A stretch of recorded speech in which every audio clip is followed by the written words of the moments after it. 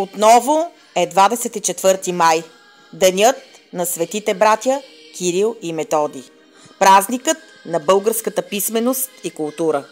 Отново сърцата ни се изпълват с гордост, но и с надежда. С гордост за това, че нашата писменост е основополагаща в изграждането и създаването на писмеността на много други народи.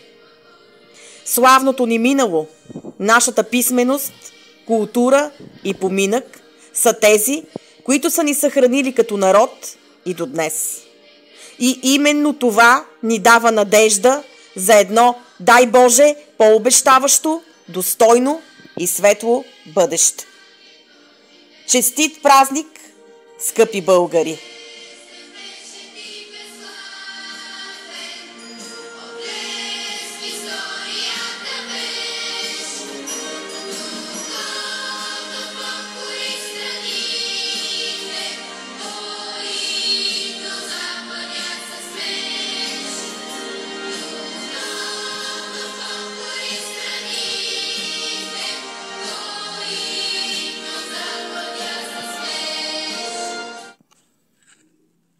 Словото е нашето бъдеще.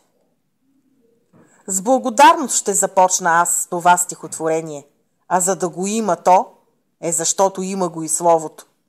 А Словото, това е дар незаменим, безценен и неповторим.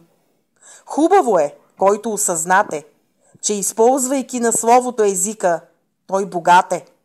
Езикът, който завещаха ни дедите, като руче и бистър на знание и мисъл, преливани в душите, като ясно слънце осветява дните. Езикът наш основоположник е на народите славянски и достойно с гордост пазене от нашественици византийски и османски.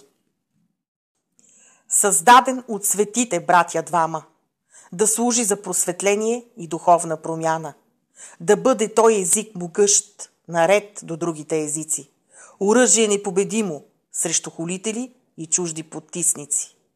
Словото облика е на един народ, а когато използва се то за добро, с много любов и надежда от всеки го, и с уважение пази се в свещено хранилище, то народът със славно минало, неминуемо ще има и бъдеще.